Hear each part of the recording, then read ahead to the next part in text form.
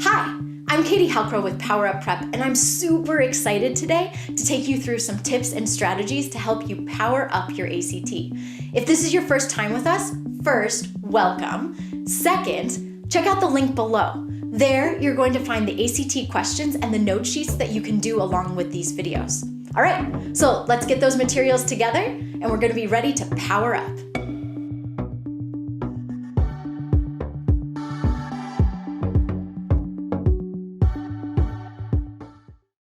Hi there. Okay, I'm back, this time with shorter hair, because I wanted to talk about the writing section of the test. So we've already discussed the English, the reading, the science, and the math. So those are all of the multiple choice sections of the ACT.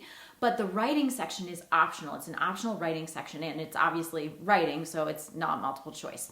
You get 40 minutes for this section, and what it does is it gives you a pretty complex question that asks your perspective or asks you to incorporate some perspective into an essay.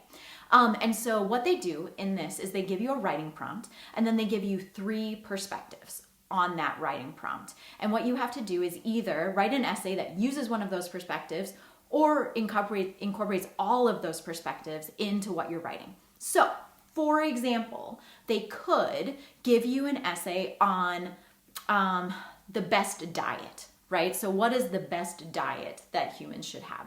And one perspective could be we should all be eating the caveman diet, right? Like that's what our bodies have evolutionarily been conditioned to have, so we need that diet. Another perspective could be an everything in moderation diet, right? So like as long as you're not overdoing it in any area, you can have any foods you want, and everything in moderation, you're going to be just fine.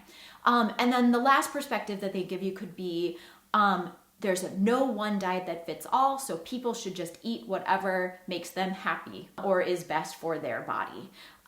So you could have those 3 perspectives. So what the essay wants you to do is then take those perspectives, and the essays that get the highest number of points, so that get the highest scores, are going to be essays that incorporate all 3 of those perspectives. Now, you don't have to agree with all of the perspectives, but you need to use them in some way when you're doing your own argument. Okay, so that's kind of like overview what you need to do for the ACT on the writing section. But now what we'll do is we'll talk about that introduction. So what makes a good introduction?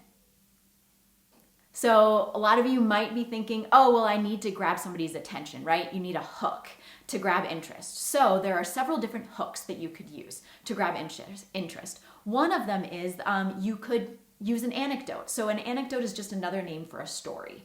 So you could tell part of a story, and then you could use that when you're doing like to garner people's attention. Like we all like hearing stories, right? So you could use that to garner people's attention when you're starting to tell your essay. Another one would be a surprising statement. You could use a quotation that's related. You could use a surprising statistic. You could open with a question, like an intriguing question. It's rhetorical, right? So it means that people aren't going to answer that question, but what you're going to do is then answer the question in your own essay. So there are lots of different ways to garner people's attention, but those ways are some of the best. So surprising statement, fact, statistic, anecdote, question, or like intriguing statement of some sort. A quote. An intriguing statement of some sort, or a quotation.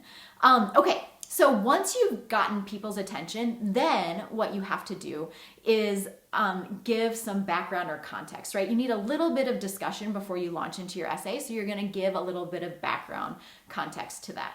And then what you need at the end of your opening paragraph is a thesis. And it's not just any thesis. What you need is what is called a mapping thesis. So it kind of maps out your arguments. You discuss in that thesis what you're going to talk about in the paragraphs that follow. So that's why it's called a mapping thesis.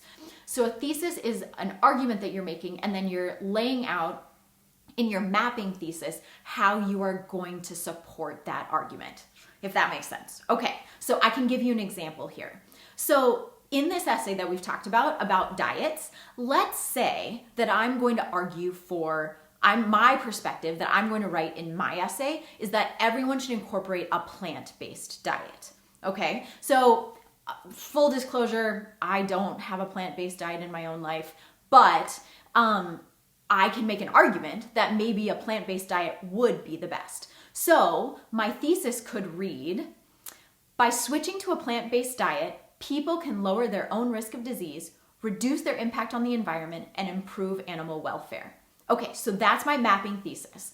So what I'm saying is that people should incorporate this plant-based diet because it lowers their risk of disease, it reduces their impact on the environment, and it improves animal welfare. So it does those three things, and it's showing what my paragraphs are going to discuss, right? That's like 1, 2, 3 for my body paragraphs. Thinking again about this introduction, and like if I'm going to be talking about, like my argument is going to be for the plant-based diet, I could open with a story. Like I could talk about my uncle who had a lot of health difficulties. Like he had really bad inflammation, he had cholesterol, and he had some heart disease, right? And I could talk about how he was really unhealthy and his diet incorporated a lot of red meat and like other things. And so then I could talk about how he's really not unhealthy, but decided to incorporate the plant-based diet to see if that made any change, right? So I'm opening with my hook with my story about my uncle. So maybe people are like, oh, I wonder what happened to her uncle. Then I give a little bit of background about what is going on with diets in general, and how people have lots of different perspectives on what a good diet is. And then I could make my thesis, which is that people should incorporate this plant-based diet because by switching to a plant-based diet, people can lower their own risk of disease, reduce their impact on the environment, and improve animal welfare. Okay, so that's the intro. Next, after the intro, we want to move into our body paragraphs. So what goes into a good body paragraph? Well, your body paragraph has to start with a topic sentence, right? So any good body paragraph is going to start with a topic sentence, and that topic sentence is going to relate right back to your mapping thesis that you came up with, right? So the first thing on my mapping thesis is going to be the first body paragraph that I'm going to use. Then I need supporting sentences. So the supporting sentences can be facts, they can be statistics, they can be anecdotes or little stories. They can be examples. And here's the thing. You're writing an essay in a room where, do you get to do some research? Like, can you go to the library in the middle of this essay? No, you can't. Of course not. So what can you do? You can make it up. You can make it up. So that was like a little bit of a secret, but not a secret. I'm telling you, you don't have to know statistics off the top of your head. You can just make it up. You can talk about a classroom discussion that may or may not have ever happened. You could talk about a conversation with a parent or a friend that may or may not have ever happened. You can talk about a statistic that was in a book that you may not remember exactly. So the test in the rubric, they don't grade you on whether or not your facts are true. They grade you on whether or not you're using facts and good support to support your argument. So now, you can't be overboard here, right? Like you can't say that a fact is like the sky is purple because the sky is not purple, right? So don't make them crazy because then you're gonna reduce the quality of your argument. But as long as you do something that's relatively believable, as in like support of your argument, you're going to have a good score on the support. Because you are supporting your point in your essay. You're just making things up that you can use as support. Okay, so as you're gathering those facts together and you're like writing about your facts, you also want to make sure that you are discussing those facts. So it can't just be like a list of statistics and facts together. What you have to do is like say a fact or statistic, and then you need a sentence or two to discuss why that's significant or important and like how it supports that topic sentence that you're talking about. Because topic sentences are also not facts, right? Topic sentences, just like thesis, the thesis statement is an argument. So your topic sentence is going to be your argument for that paragraph. Your thesis statement is the argument for an essay. Your topic sentence is the argument for that paragraph. And so then what you're going to be doing is you're talking about like facts that support your argument for that particular paragraph, and you got to discuss how those facts relate to your overall argument. Does that make sense? Okay. Last thing that you want to think about here with those body paragraphs are that you need to use transition words. Like really, really, really use transition words. it's one of the things that they grade you on, and it's one of the things that can make your essay just seem like that much higher level in terms of the diction that you're using. So diction means like word choice. But it also helps with your organization of your essay because it leads you from one idea to another. Like a transition word can help lead you from one idea to another. So it can not only make it better in terms of organization and readability, but it also will make people think like, oh, this person has a pretty good vocabulary. So what my topic sentence could be is, plant-based diets have been scientifically proven to reduce the risk of disease. So this is a statement, right? Like it's a strong statement. It's an argument that I am making, and now I'm going to show support for that. So I could talk about statistics on heart disease, inflammation, cholesterol, and blood pressure, like for the general population. And then I could talk about the statistics on those same things for people who eat the plant-based diet. I could use anecdotes from people that I know in my life. So you can use a lot of different support for that. Okay, so I've talked about disease. Now I'm going to go on to my second point. Now my second topic sentence says, in addition to benefiting our personal health, adopting the plant-based diet is the most responsible and sustainable choice for reducing our own environmental impact and improving the health of Earth's ecosystems. Okay.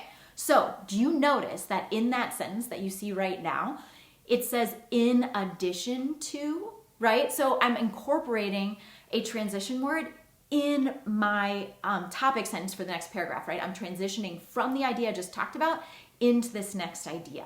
And then again, in this paragraph to support it, I could use statistics on changes in temperature and extreme weather events.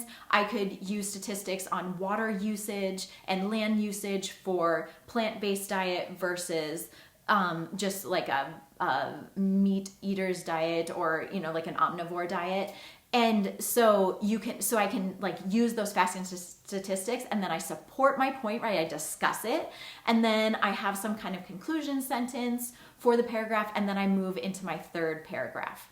All right, then for my third paragraph, which is going to talk about animal welfare, what I can do is I can say, like, I can have this as my topic sentence. So, moreover, by improving our planet's health and changing domesticated animal treatment, the plant-based diet can positively impact the health and well-being of the animals with whom we share our planet. Okay, and if you notice, this one also incorporates transition, right? Moreover, right? So I use the word moreover. So I'm like, oh, in addition to all of that stuff that I just talked about, and I tied it also back into the planet's health, right? So the last paragraph talked about planet's health. So now I'm incorporating that planet health. Just like in the previous one, I talked about the planet's health and how it was related to people's health. Like, oh, in addition to improving your own health, you can improve the planet's health. So that also, like, transitioning between ideas sometimes means referring back to the idea that you just talked about. Okay, so for this paragraph, I can do stats on wild animals' loss of habitat because of human encroachment. I could do facts about animal treatment in slaughterhouses and large farms for meat production. So I could incorporate all of that in my argument. And again, I want to have that discussion, those discussion sentences, and then have a conclusion sentence for the paragraph and move on.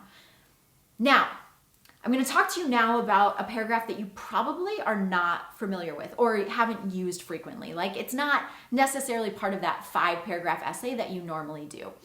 So this is the rebuttal paragraph. So what does a rebuttal paragraph do? Well, what a rebuttal paragraph does is it anticipates the arguments that would be counter to your argument. So what it does is you think about, okay, well, I'm making my argument. I feel like my argument's really strong. But what could someone say against my argument? And so that's what you do. So a counter argument paragraph is like, okay, what would other people say against the argument that I'm making? And now I'm going to show them why that isn't true. So that's your rebuttal paragraph. You're showing why other people, like, you're anticipating the argument. You're saying, oh, other people would make this argument, and here's why it's not true. Does that make sense? Okay. So my rebuttal example could be, despite all this compelling evidence, those opposed to adopting the plant-based diet may argue that humans are, by nature, omnivores, and switching to a plant-based diet could result in nutritional deficiencies and upend long-held cultural traditions and norms. Okay, so you could say, oh, people could be like, hey, it's doing all those things that's not good, like, you're probably going to have low iron because you're not eating meat. But you could run counter and you could say, well, actually, you can get all the iron nutrition you need from eating leafy green vegetables, right? It could say, this goes counter to our caveman diet, right? You could pull in that caveman diet. And you could say, well, this could run counter to the caveman diet. Yes, that's true. But we've evolved so far since the caveman. Our everyday lives are not like the caveman anymore. Like we're not like on the hunt all of the time. We like sit on a couch and we watch television, right? So you could make counter arguments about the nutrition that you need now in your life versus what we needed when we were hunter-gatherers, right? You could pull in that everybody needs their own diet argument, right? So like to each their own, everybody needs something different, because you could talk about how, well, maybe everybody does need a little bit of different nutrition, but our bodies can all subsist on the nutrients that we can get from plants, because plants can give us protein, they can give us vitamins and minerals, and they can give us all that. So maybe somebody needs to eat more beans than somebody else, somebody needs to eat more broccoli than somebody else, but we can still all get what we need. You could also talk about that everything in moderation perspective in this rebuttal paragraph too, because you could say, well, it would be better if everybody ate less meat, but eating meat at all still perpetuates these problems that we talked about before. So the everything in moderation argument is also not great. So you can address. So if you want to take one of the perspectives and agree with them, you can incorporate it into one of your body paragraphs. But if you're going to use the perspectives, but you don't agree with them, right? They go counter to your argument, you can use them in your rebuttal paragraph. And so you've still incorporated other perspectives and other arguments into your own argument, which is what the test really wants you to do. But you've done so in a way that fits with your cohesive whole. Does that make sense? Hopefully. Okay, so we've talked about introduction, we've talked about body paragraphs, we've talked about your rebuttal paragraph, and so now what we need is to talk about your conclusion. So now, conclusion time. So when we're talking about our conclusions, what I think of is a rainbow, right? So we start our essay at the beginning of our rainbow, and then we add our details and have our topic sentences and our thesis statement, right? Like everything that goes into our argument is that rainbow part. And then what's at the end of your rainbow? Well, at the end of the rainbow, you're kind of back where you began, right? You're on that same level. So one thing that should happen in your conclusion is that you should tie back to your introduction. So whatever you used as your hook, right? Whatever you use to gain people's attention, what you want to do is refer back to that. So I opened with a story about my uncle, right? And how he was really unhealthy. He had all of these medical problems.